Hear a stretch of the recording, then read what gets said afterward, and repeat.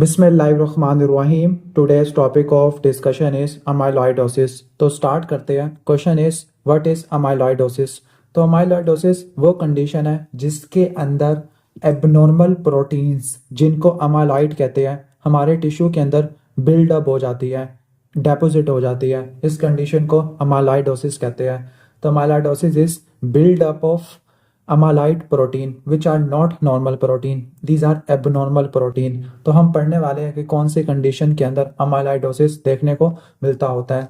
तो स्टार्ट करते हैं अमाइलॉइडोसिस। तो अमाइलॉइडोसिस के अंदर जो एबनॉर्मल प्रोटीन है उसकी डेपोजिशन होती है। जो एबनॉर्मल प्रोटीन है वो एक्स्ट्रा सेलुलर कंपार्टमेंट में डेपोजिट होती है। क्या होती है? वो प्रोटीन होती है, लेकिन वो नॉर्मल प्रोटीन नहीं होती, वो एबनॉर्मल प्रोटीन होती है। Why it is abnormal? क्योंकि इसकी कन्फिगरेशन खराब है। कन्फिगरेशन क्या है? नॉर्मली अल्फा प्लीटेड शीट होती है, अल्फा हेलिक्स होता है प्रोटीन के अंदर, लेकिन अल्फा हेलिक्स अगर बीटा प्लीटेड कन्फिगरेशन में कन्वर्ट हो जाए तो जो प्रोटीन की बनावट खराब हो जाती है। जब प्रोटीन की बनावट खराब हो जाएगी तो प्रोटीन की फोल्डिंग सही से नहीं हो पाएगी, तो प्रोटीन मिस फोल्ड होके इनसॉल्युबल रिजिड शीट्स बना लेती है। और अगर यही प्रोटीन सेल के बाहर डेपोजिट हो जाए और सेल को डैमेज कर दे तो ये अमाइलॉइडोसिस कहते हैं। तो ये था हमारा अमाइलॉइडोसिस का कॉन्सेप्ट। तो अमाइलॉइडोसिस के अंदर एक्स्ट्रा सेलुलर एबनॉर्मल प्रोटीन की डेपोजिशन होती है। Why it is abnormal? क्योंकि नॉर्मल प्रोटीन्स में अल्फा हेलिक्स होता है सॉरी, लेकिन अगर वो alpha helix beta pleated sheet से कन्वर्ट हो जाए तो प्रोटीन की फोल्डिंग खराब हो जाती है। जब प्रोटीन मिस फोल्ड होगी तो वह इनसॉल्युबल फिब्रिल्स बना लेगी और वह सेल के बाहर इकट्ठा हो जाएंगे, सेल को डैमेज करेंगे और सेल डेथ करवा देंगे। क्लियर? एपोप्टोसिस करवा देंगे। अब जो एबनॉर्मल प्रोटीन्स होती है उसको अमाइलॉइड प्रोटीन्स कहते हैं। उसको देखने के लिए एक स्पेशलाइज्ड स्टेन यूज करते हैं which is Congo red stain. ठीक हो गया, कॉन्गो रेड स्टेन। और क्लियर? तो अब इस पे ये प्रोटीन कैसे नजर आती है? इंपॉर्टेंट थिंग इज कि जब हम पोलराइज लाइट डालते हैं तब वो एप्पल ग्रीन बायरफ्रिंजेंस मिलती है। पोलराइज लाइट के ऊपर वो एप्पल ग्रीन बायरफ्रिंजेंस होती है। इस पूरे फ्रेज को रट्टा मार लेना, ये अमाइलॉइड्स प्रोटीन के लिए है। तो अमाइलॉइड प्रोटीन कैसे नजर आती है कि कोंगो रेड स्टेन अप्लाई करे तो एप्पल ग्रीन बायरफ्रिंजेंस इस तरीके से आपको नजर मिलेगा। ठीक हो गया। और अगर हम हीमोटॉक्सिलिन इयोजिन स्टेन यूज करते हैं तो एमार्फस पिंक डेपोजिशन देखने को मिलती होती है। क्लियर? अब हाउ अमाइलॉइडोसिस प्रेजेंट। तो जो क्लिनिकल फीचर्स होते हैं वो इस चीज पर डिपेंड करते हैं कि कौन सा ऑर्गन एबनॉर्मल प्रोटीन से डैमेज हो रहा है। फॉर एग्जाम्पल, सबसे पहले स्टार्ट करते हैं किडनी के अंदर। जो किडनी है, किडनी के अंदर most common site of amyloidosis देखने को मिलती है। तो question is most common site of amyloidosis, तो आंसर इज किडनी। तो किडनी के अंदर अमाइलॉइड्स प्रोटीन ग्लोमेरुलस में जमा हो जाएगी। ग्लोमेरुलस के फिल्ट्रेशन बैरियर को डैमेज करेगी, जिसकी वजह से मैसिव प्रोटीन यूरिया देखने को मिलेगा। This causes nephrotic syndrome. Let's comes to the heart. Heart के ऊपर क्या देखने को मिलेगा? क्लियर? हार्ट के अंदर जो अमाइलॉइड्स प्रोटीन है वो वेंट्रिकल की वाल में जाके डेपोजिट हो जाती है, जिसकी वजह से वेंट्रिकल की वाल स्टिफ हो जाती है, नॉन कंप्लायंट होती है। वेंट्रिकल को फिल करना, रिलैक्स करना, डायस्टली में जाना मुश्किल हो जाता है। इस कंडीशन को रिस्ट्रिक्टिव कार्डियोमायोपैथी कहते हैं।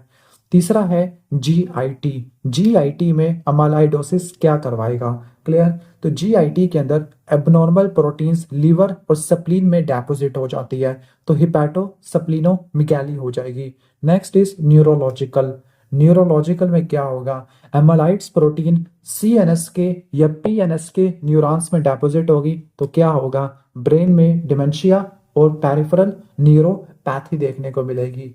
मस्कुलोस्केलेटल के ऊपर दो क्लासिकल फाइंडिंग्स आपने नोट करनी है। वो दो क्लासिकल फाइंडिंग कौन सी है? एक है मैक्रोग्लोशिया, टंग का साइज बढ़ जाएगा, और दूसरा कार्पल टनल सिंड्रोम, जिसके अंदर मीडियन नर्व कंप्रेस हो जाती है। स्किन के ऊपर बात करें तो जो स्किन है वो थिक और वैक्सी बन जाती होती है। क्लियर। और जो पेशेंट है उनमें ब्रूजेस होने के चांसेस ज़्यादा हो जाते हैं, परपरा हो जाता है। तो ये स्किन की मैनिफेस्टेशन है। तो ये सारा बता दिया। डायग्नोसिस के लिए मैंने आपको बता दिया है कि आपने क्या करना होता है। डायग्नोसिस में अगर आप हीमाटोक्सिलिन इओजिन स्टेन यूज करते हैं तो उसमें कैसे नजर आएगी, एमॉर्फस पिंक नजर आएगी। लेकिन जब आप कोंगो रेड पास करते हैं, कोंगो रेड स्टेन यूज करते हैं और लाइट नॉर्मल लाइट में देखते हैं तो वो आपको रेड ऑरेंज मिलती है। लेकिन जैसे ही पोलराइज्ड लाइट गुजारते हैं तो वो एप्पल ग्रीन बायरफ्रिंजेंस देखने को मिलेगा। तो ये पॉइंट आप रट्टा मार लेना। Let's talk about types of amyloidosis. अब यहाँ पे कंफ्यूजन क्रिएट हो जाती है। अब जो अमालाइड है वो एक चीज नहीं है। क्लियर। अब जो अमालाइड बनाने वाली जो प्रोटीन्स है उनकी जो टाइप है वो डिफरेंट है। मतलब डिफरेंट तरह की प्रोटीन्स अमालाइड्स बना सकती होती है। उसी की बेस पर हम टाइप्स पढ़ लेते हैं। तो सबसे पहले पढ़ते हैं, पहली टाइप है सिस्टेमिक अमालाइडोसिस। सिस्टेमिक का मतलब है पूरी बॉडी को अफेक्ट करेगी, और दूसरा लोकलाइज्ड, जो किसी एक सिस्टम के ऊपर लोकलाइज्ड होगी। अब सिस्टमिक में आ जाते हैं। तो सिस्टमिक में पहली टाइप है वो है प्राइमरी अमालाइडोसिस। प्राइमरी अमालाइडोसिस। क्लियर। अब जो प्राइमरी अमालाइडोसिस है उसमें अमालाइड प्रोटीन किस टाइप की होती है, वो एल होती है। एल, ए फॉर अमालाइड और एल फॉर लाइट चेन। और जो लाइट चेन किसका पार्ट होता है, एंटीबॉडीज का पार्ट होता है। क्लियर। अब होता क्या है कि अगर प्लाज्मा सेल का कैंसर हो जाए, प्लाज्मा सेल के मल्टीपल क्लोन्स बनना शुरू हो जाए, तो प्लाज्मा सेल इम्यूनोग्लोबुलिन प्रोड्यूस करते हैं, और जो इम्यूनोग्लोबुलिन के जो लाइट चेन्स है वो मिलके एल प्रोटीन बनाती है, जिससे प्राइमरी अमालाइडोसिस देखने को मिलती होती है। तो जो प्राइमरी अमालाइडोसिस है वो कौन सी कंडीशन में आएगी, वो मल्टीपल माइलोमा में देखने को मिलेगी। नेक्स्ट इज सेकेंडरी अमालाइडोसिस, या उसको रिएक्टिव अमालाइडोसिस भी कहते होते हैं। इसके अंदर ए अमालाइड प्रोटीन है, ए फॉर अमालाइड, और सेकंड ए से ए बनेगा, अमालाइड ए प्रोटीन। क्लियर। अब नॉर्मली होता क्या है, ये वो प्रोटीन है जब इन्फ्लेमेशन आती है तो लीवर प्रोड्यूस करता होता है। लेकिन अगर आपकी बॉडी में क्रोनिक इन्फ्लेमेशन हो तो लीवर प्रोड्यूस किए जाएगा और ये प्रोटीन सेल के बाहर डेपोजिट हो जाती है। क्लियर। तो ये कौन सी कंडीशन में आएगी, जिसमें क्रोनिक इन्फ्लेमेशन होगा, like rheumatoid arthritis, inflammatory bowel disease, familial Mediterranean fever, protracted infection जो ठीक नहीं हो पा रहा। क्लियर। Like osteomyelitis. तो ये कॉजेज आपने रट्टा मार लिया है। तीसरा है ट्रांस थायराइटिन एंटीबॉडी। ट्रांस थायराइटिन एंटीबॉडी कह रहा हूँ, अमालाइडोसिस।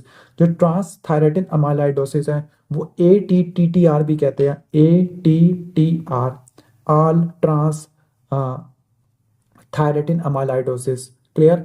अब इसके अंदर जो एबनॉर्मल प्रोटीन होती है वो ट्रांस थायराइटिन प्रोटीन होती है।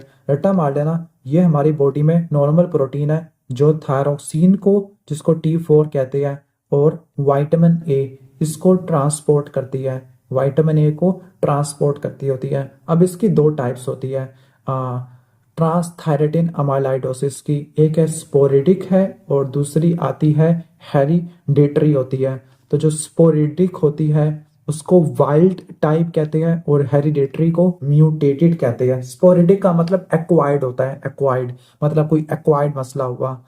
तो जो स्पोरेडिक को वाइल्ड टाइप ट्रांसथायराइटिन अमालाइडोसिस कहते हैं। इसको सिनाइल अमालाइडोसिस भी कहते हैं। व्हाई? बिकॉज ये एजिंग से रिलेटेड होता है।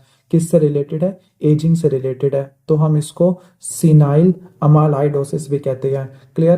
तो ये एजिंग से रिलेटेड है और ये हार्ट को अफेक्ट करता है। दूसरा हेरिडेटरी है, जिसमें पैदाइशी ही जीन की म्यूटेशन होती है। अब ये कौन सी कंडीशन में होती है? दो कंडीशन रट्टा मार लेना, एक फेमिलियल अमालाइड पोलीन्यूरोपैथी और दूसरा कार्डियोमायोपैथी है। क्लियर। लास्ट है हमारा डायलिसिस वाले पेशेंट में। डायलिसिस वाले पेशेंट के अंदर बीटा 2 माइक्रोग्लोबुलिन एक्युमुलेट हो जाती है। नॉर्मली ये वो प्रोटीन है जिसको किडनी फिल्टर कर लेता है, लेकिन ऐसे पेशेंट जिनको CKD होता है, specifically and stage renal disease होता है, और वो डायलिसिस के ऊपर होते हैं, तो ये प्रोटीन प्लाज्मा से निकल नहीं पाती, हमारे टिश्यूज में इकट्ठी हो जाती है, तो इसको बीटा 2 माइक्रोग्लोबुलिन कहते हैं। तो किन पेशेंट में होगी? जिनको एंड स्टेज रीनल डिजीज होगा, जो लॉन्ग टर्म डायलिसिस के ऊपर है। अब है लोकलाइज्ड। लोकलाइज्ड का मतलब है ये सिंगल ऑर्गन या सिस्टम को अफेक्ट करेगा। तो इसमें आपका पहला एग्जाम्पल आ जाता है अल्जाइमर डिजीज का। अल्जाइमर डिजीज के अंदर बीटा अमालाइड प्रोटीन होती है, बीटा अमालाइड प्रोटीन होती है। नॉर्मली ये प्रोटीन अमालाइड प्रीकर्सर प्रोटीन से क्लीवेज होती है, जिसको एपीपी कहते हैं। क्लियर? एपीपी। तो बीटा अमालाइड प्रोटीन कहाँ से बनती है? अमालाइड प्रीकर्सर प्रोटीन से बनती है, और डिजीज का नाम है अल्जाइमर डिजीज। अगला है आइसोलेटेड एट्रियल अमाइलाइडोसिस, जिसमें सिर्फ एट्रिया में अमाइलाइडोसिस होगी। एट्रिया से ईएनपी प्रोड्यूस होता है, तो अगर इसकी कन्फिगरेशन खराब हो जाए तो वो सिर्फ और सिर्फ एट्रिया के अंदर ही इकट्ठा हो जाएगा, और इसकी कॉम्प्लिकेशन क्या होती है कि ये एट्रियल फिब्रिलेशन करवा देता है। अगला टाइप 2 डायबिटीज है। टाइप 2 डायबिटीज में जो आइलेट्स अमालाइड पॉलीपेप्टाइड, जिसको आईएपीपी कहते हैं, ये इकट्ठा हो जाता है, आइलेट्स अमालाइड पॉलीपेप्टाइड। क्लियर? और इसमें की कंपोजिशन क्या होती है? इसमें अमाइलिन प्रोटीन होती है। कौन सी प्रोटीन होती है? अमाइलिन होती है, जो आइलेट्स ऑफ पेनक्रियास में डिपॉजिट हो जाती है। लास्ट है मेडुलरी थायराइड कैंसर। उसमें जो अमालाइड प्रोटीन होती है वो कैल्सिटोनिन होती है, और ये डायरेक्टली ट्यूमर से प्रोड्यूस होती है। तो उम्मीद है समझ आ गया होगा। तो लेट्स रिवाइज अमालाइडोसिस।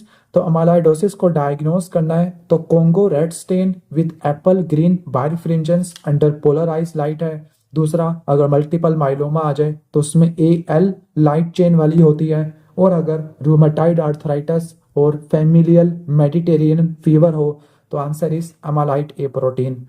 क्लियर? तो ये बात रट्टा मार लेना। उम्मीद है कि समझ आ गया होगा। तो यही था हमारा। तो अमालाइडोसिस में extra cellular deposition of miss folded protein होती है, जिनकी बीटा प्लेटेड कन्फिगरेशन होती है। किडनी में नेफ्रोटिक सिंड्रोम, हार्ट में रिस्ट्रिक्टिव कार्डियोमायोपैथी, सीएनएस में डिमेंशिया न्यूरोपैथी, और मस्कुलोस्केलेटल में macroglossia carpal tunnel syndrome. Congo red stain करवाई गई, जिसमें एप्पल ग्रीन बायरफ्रिंजेंस मिलती है। L light chain multiple myeloma, A amyloid A chronic inflammation like rheumatoid arthritis, IBD, transthyretin वाली aging वाले पेशेंट में, हार्ट में, और हेरिडेटरी न्यूरोपैथी वालों में, और डायलिसिस में बीटा 2 माइक्रोग्लोब्यूलिन।